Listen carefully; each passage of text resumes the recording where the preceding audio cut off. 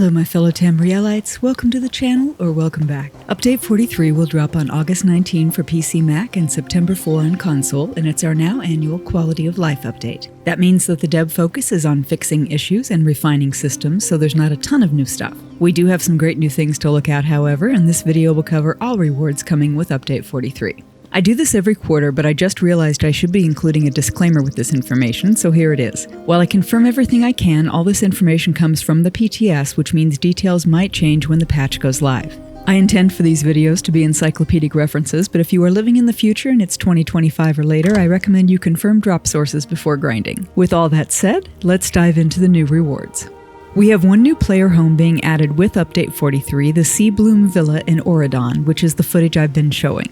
It is a medium-sized house, which is something the community's been requesting for a while, as the large homes can get quite large and therefore very hard to fill up properly. Seabloom also has an interactive feature. You can turn the vines and blooms on the house on or off, which is a nice touch. All in all, a really lovely home with some stunning views. As usual, I won't be doing a full tour of the house for this video, but there are some good videos of it out there. A second player home is on the PTS right now, the Haven of the Five Champions. It won't be immediately available in Update 43, but it will be coming soon. I'll talk more about the Haven of the Five Companions and how to get it during the video outro after I've gone through the rewards immediately available in Update 43. So let's dive into the new craftable furnishing plans. The focus this patch is on collovial structural pieces, both wood and plaster for interior use, as well as some stone pieces for interior and exterior. As structural items, these pieces are huge, so it's going to take me a few screens to get them all. By the way, the patch notes say that all of these new plans will be available through the reward bags from doing skin grad dailies, not general farming.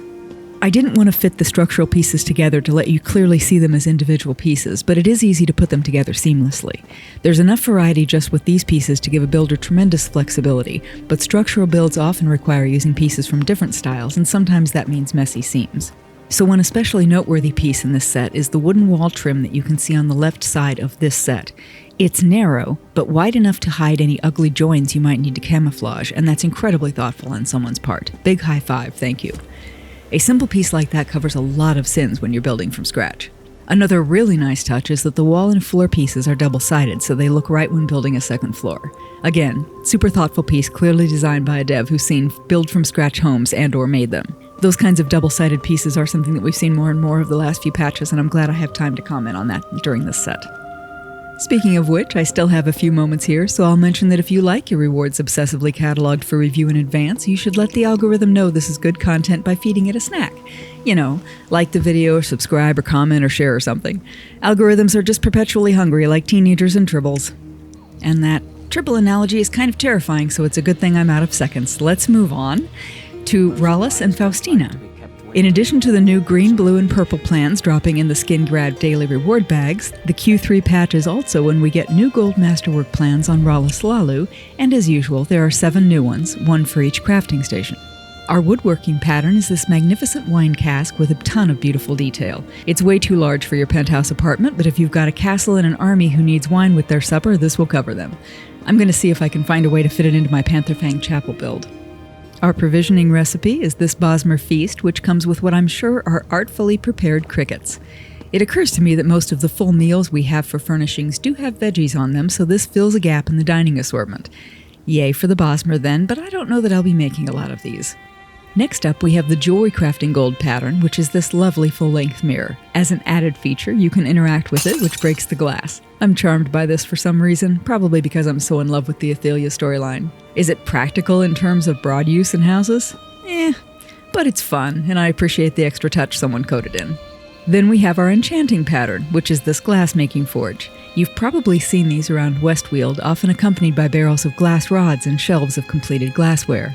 I love these glass pieces, and I'm hoping that they come to the luxury vendor as part of the Westweald assortment, but all of that is preamble on my way to saying, oh my god, look, a fetching forge! I have cobbled together forges out of as many as 24 pieces in a house, and now we have a real forge.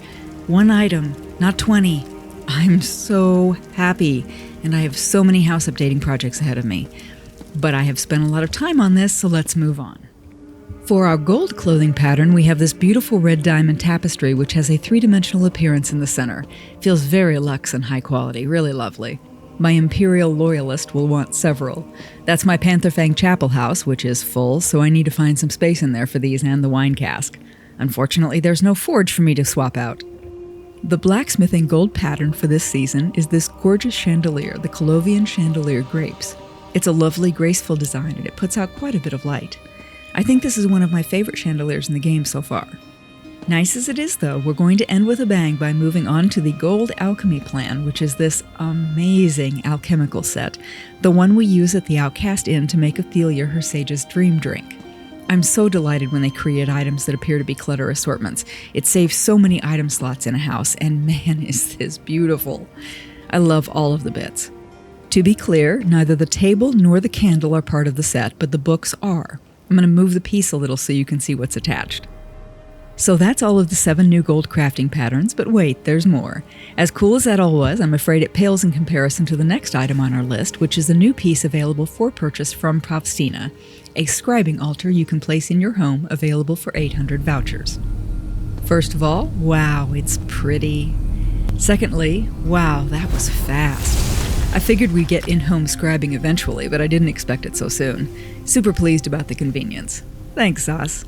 Before I leave Rolis and Faustina, I also want to mention that when Update 43 drops, previous gold plans will be moved from Rolis to Faustina as usual, and she will also gain a new set of envelopes, the Mournhold Journeyman and Master envelopes, costing 20 and 50 writ vouchers respectively. These envelopes will contain random furnishing plans from Update 40, which were Apocrypha and Necrom plans. In case you're curious, I'll put a card on the screen that links to the rewards video I did showcasing those plans. In order to purchase the Mournhold envelopes, you will have to have unlocked the achievement Marked by the Eye, which is completing the first step of the Necrom Zone story, so not terribly hard to get if you don't already have it, though you probably do. In addition to the crafting plans, we have some other really exciting furnishing additions. There will be one Antiquity added, and it's this piece, the Apocrypha Jewelry Crafting Station. So much yay! This Antiquity has 10 leads, all of which drop in the Infinite Archive. Since that's on top of the many, many leads that already drop in the archive, I'm a little sad. I will say that I haven't gotten a large number of duplicate leads in the archive, but every time it happens, it's pretty crushing. So I'm pretty desperately hoping that at some point they will make the archive leads strictly curated, since the odds of me being able to see all the codex entries get thinner and thinner with each patch, hence the sad feels mixed in with how excited I am to see this cool piece. I hope one day reasonably soon I can add it to my crafting haul. But I'm guessing it will be quite a while before I can see all of the codex entries for it. That is not the end of the housing news, but it is the end of furnishings. I'll cover general news and updates at the end, so for now let's stick with the rewards and move on to the new gear sets. 7 new class sets will begin dropping in the Infinite Archive with Update 43. Let's take a look at those. First up, we have the Arcanist set, Splattering Disjunction, which focuses on the class skill line Herald of the Tome. When filming these sets, I started to do my usual display of the motif 360 degrees, and then I realized these new class sets are all the same motif as the previous class sets, but they have new particle effects. I am 100% okay with that, by the way. However, there's no need to do the full 360 display in bright light when what you want to see are the new particle effects. So we're going to switch to this setup for the rest, and I will put a card on the screen that links to my Update 40 rewards video, which shows the motifs themselves should you want to see them. And that was the new particle effect on the second Arcanist class set, and I can hardly wait to get enough style pieces to have it going on my Arcanist. Next is the Dragon Knight set, Pyrebrand, which focuses on the class skill line Ardent Flame. Fairy Lava. Makes me want to play my Dragon Knight more actually, but she's a crafter and one does have to prioritize. Our third set is the Necromancer set Corpse Buster, which focuses on the class skill line Gravelord. This is a great set for Necros and well worth farming if you play the class. I also like that this ice blue glow is so different from the previous one. The purple gems don't die, but the contrast in colors makes both pop more, I think. Nightblades will be getting the new set Umbral Edge, which focuses on the Nightblade's Shadow class skill line. I don't remember if I mentioned it previously, but this particular motif not only creates the particle effect, it also gives your character's eyes an orange-red glow over the mask, which is a fantastic detail. I think I have a clip of footage with the set disabled so you can see her real eye color. Pretty dramatic change. Our new Sorcerer class set is called Beacon of Oblivion, and it benefits the Sork's Daedric Summoning class skill line. I find this set weirdly difficult to dye, by the way. It really mutes the colors, as does the Necromancer motif. But I do like the particle effect even more than the last one, and I liked that one quite a bit. The Templar class set is called the Etheric Lance, and it benefits the Templar skill line Aedric Spear. This is another case where I liked the previous particle effect and like this one even more. Something about the effect being limited to the forearms really makes it look powerful for some reason. I think that's what I liked about the Arcanist one too. And lastly, Wardens will be getting the new class set Ares Cry, which will proc off the Warden's Animal Companions skill line. The previous particle effect looked like falling green leaves, so this is another dramatic shift in look and is also a fantastic effect. I'll close up this section by noting that in addition to the many other updates in the Infinite Archive that I'll be touching on later, the archive will also be adding a new vendor, Filer Brax, who will carry rune boxes of all of the curated and uncurated set pieces. We'll talk more about the archive later. For now, let's move on to the new outfit styles. We have 2 coming with Update 43, and pages for both will be available for purchase from the War Researchers in Cyrodiil for Alliance points earned during PvP. The 2 outfit styles are the Cumberland Cavalier and the Thane of Falkreath. I quite like the Cumberland Cavalier and its jaunty hat, very dark chivalry. The headpiece is similar to some of the pirate-themed headwear, but definitely is its own thing. Very nice. I also shot a view of it dyed to give you a better feel for the textures. The second outfit style being added is the Thane of Falkreath. Here is the natural version of it. We have a couple of costumes of the Thane's outfits, but as a costume you have to wear the whole thing. So if you've wanted to be able to mix bits and pieces of the Thane look into your outfits, be sure to save up your AP and come pick up the pages. Update 43 also brings us 2 new sets of body and face markings, and the first, Feral Favor, is also available through PvP. Specifically, you'll need to combine 50 Gladiator proofs with an Arena Gladiator's Favor, which you'll purchase for AP. And that will get you the Feral Favor body and face markings, then you too can join the Wild Hunt and howl with her scene. But don't trip, that crowd is worse than an angry mosh pit. The face markings are particularly subtle and I very much like them. The other set of body and face markings available from Update 43 will be the Archive Access markings. The face markings for this set come from unlocking the achievement Gifted and Accomplished, which is acquiring all 8 of the new verses being added to the Infinite Archive. The body markings are unlocked by the achievement Prepared Foresight, which is acquiring all 10 of the new visions being added with Update 43. Switching gears now, Update 43 will also be bringing us 6 new skill styles, and 3 of those new skill styles will be available for purchase from 2 sources. By spending Undaunted keys with Maj at the Undaunted Enclave, and the patch notes also say that the skill styles can be purchased in the Infinite Archive, but I never saw them on the PTS Archive vendor, so I can't say for certain which vendor will have them or how much they will be. I'll show these new skill styles in a split screen now, side by side with the default colors. The 3 styles for purchase are Twin Slashes Lilac Purple, which will cost 20 keys, Momentum Vibrant Yellow, also for 20 keys, and Elemental Storm Violet Purple, which will cost 40 Undaunted keys. We are also getting 3 new skill styles from Fragment Chases.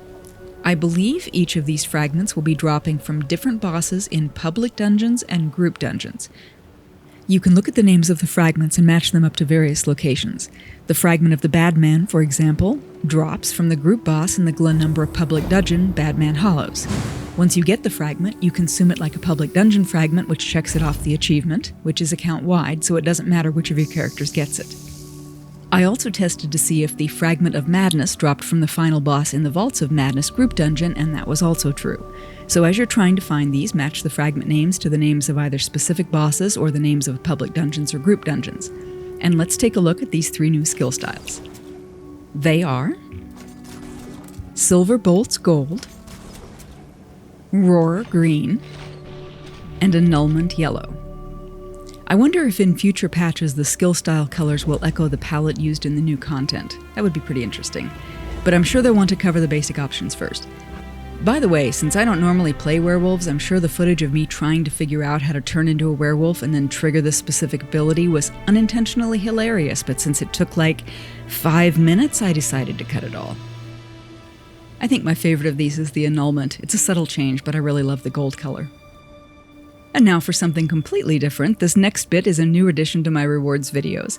Update 43 will be bringing us, for the first time, a new customized action as a reward. The Heraldon Hammer Mining Animation. Previously, these have been available only through the Crown Store or Crown Crates, or as the freebie that we got, but this animation will be available for sale from Morales Lalu for 50 Master Writ vouchers, and also, and I love this idea, the patch notes say that this animation can be, quote, very rarely found when harvesting ore. That's brilliant. The last rewards being added to the game with Update 43 are 2 titles. The title Lexiluminous is acquired by unlocking the achievement Triumphant Curator, which is a meta achievement covering the new content being added to the Infinite Archive. Specifically, includes 5 sub-achievements. Gifted and Accomplished, which is acquiring all 8 of the new verses. Prepared Foresight, which is acquiring all 10 of the new visions being added. Cadaverous Crusader is transforming into the new undead avatar after acquiring all 3 necessary visions and then the appropriate verse. The achievement Alert and Able is unlocked by killing both new marauders, a werewolf behemoth, and a minotaur boss.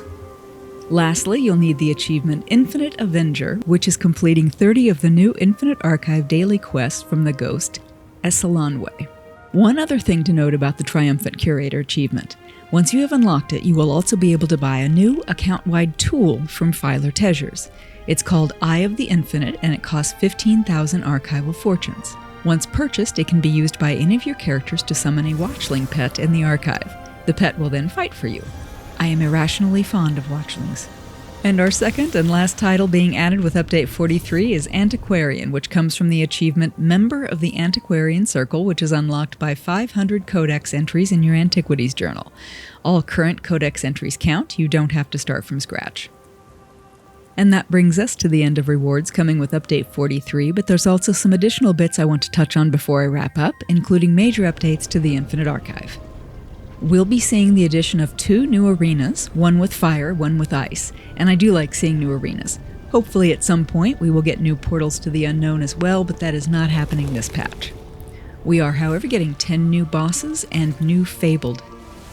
As I have mentioned a couple of times, we will also be getting 8 new verses and 10 new visions, including a new avatar, an undead lich. I think I have footage of him, which I'll show in a bit if I do. We'll also be getting 2 new marauders, a werewolf behemoth, and a minotaur. The last big update to the Infinite Archive that I'll mention is that we have a new daily, Esalanwe, a ghost with a vendetta. A new daily means a new way of getting Archival Fortunes, and with all of the things to buy from Filer Uhl and the other filers, that's good news. But Esalanwe's news doesn't end there. When you turn in dailies with her, one of the rewards possible is this new Mystery Transformation verse that will give you an avatar transformation even if you don't have all the required visions. I said earlier I have footage of the new undead avatar, and here it is. You raise your enemies as servants after you kill them, because of course you do, and I do love having an army, so that was fun. Also, I've never been a lich before, and I'm afraid the power just immediately went to my head, and now killing me will never be enough to stop me. Sorry in advance for all the extra trouble you'll have to go to keep me eternally sealed away, but on the upside, if you make sure my prison has internet, I'll probably never even try to break out. But back to the Mystery Transformation version. This is fantastic news if you don't get very deep into the archive and it's difficult for you to acquire all of the visions that you need in order to get the verse to be able to do one of the transformations. They are a lot of fun, and they're especially helpful for players who aren't as strong, but paradoxically it's more difficult for weaker players to get them. This balances that out, and I'm really happy to see it. And that's the bulk of the Infinite Archive news, but not the end of the updates. The big housing news for Update 43 is the addition of a system that will allow us to easily tour the homes of players, even players we don't know. The function is accessed from the group menu. When looking for houses to tour, you can use the drop-down menus at the top of the screen to filter by house, by a particular player, or by choosing descriptive labels assigned by the owner of the house, such as aquatic, games, or sinister. As an owner, you can pick up to 3 descriptive labels to assign to each of your homes. Each player can decide which of their homes to list for tours, and you can list as many homes as you want. When Update 43 drops, I will be listing all of my homes that are finished and not being used for storage, and I'll make a comment post when I've got them all listed. One particularly nice feature of the system is that while touring another player's home, you can tell the system that you recommend that home. And in the system, there is a menu tab for recommended homes. This menu list will be those homes most recommended by other players, and the list will rotate on a regular basis, which is a great idea. It will also be random and different for every player, so no home has the advantage of sitting at the top of everyone's recommended list. I want to mention a handful more upgrades coming with Update 43, and as I go over them, we'll take a stroll through the second new player home coming soon, the Haven of the Five Companions. The patch notes say that this house will be available from collecting fragments. Looking at the fragment list, I am assuming these will be the final fragments for sale from the Impresario during the events happening in the 3rd and 4th quarters. This year's Impresario theme was the 10th anniversary celebration, and therefore we've been able to assemble Molag Bal-themed collectibles. But the cycle will end not with Bal, but with the 5 companions, and I love that. Speaking of which, we're back in the house, which has a central meeting room and then a private room for each of the companions. Well, I say private, but they don't have doors. Like the Seabloom Villa house, this home also has an interactable feature. This central meeting table plays ghostly scenes of the 5 companions' discussions when you activate it. Now, before you lose your temper, let me clarify. I don't know precisely where he is, but I can find out. I'll just need a little time. You really are starting to annoy me. And I'll continue strolling around while I finish up the list of our quality of life upgrades. Firstly, scripts will stack, which will delight Azabi. Luminous inks will have a chance of dropping from treasure chests and heavy sacks, hallelujah. Scribing altars will be added to Cyrodiil and bases in the Imperial City sewers. More sources will have curated gear drops, including PvP rewards of the Worthy Bags, Undaunted chests, and Trial Reward bags. Again, huzzah! When previewing a mount, we'll be able to see more of the mount's animations, including its roar, and when interacting with bankers, the system will remember the last guild bank or guild store choice per session. And that, my fellow Tamrielites, are all of the rewards and most of the changes coming with Update 43. If you found this video helpful and you'd like to support the channel, the most effective way to do that is to share the link on social media with the hashtag ESO and tag Zos at the Elder Scrolls Online. And I'll mention that if you do like my videos, it's probably a good idea to subscribe because I am a random ADD creative and there is no posting schedule, so subscribing and turning on notifications is the best way to make sure you see my videos when they finally escape into the wild. Regardless, thank you very much for watching the video today and for listening all the way to the end. I very much appreciate it. I hope to see you at the next video, and until then, happy hunting, and may all your loots be elite.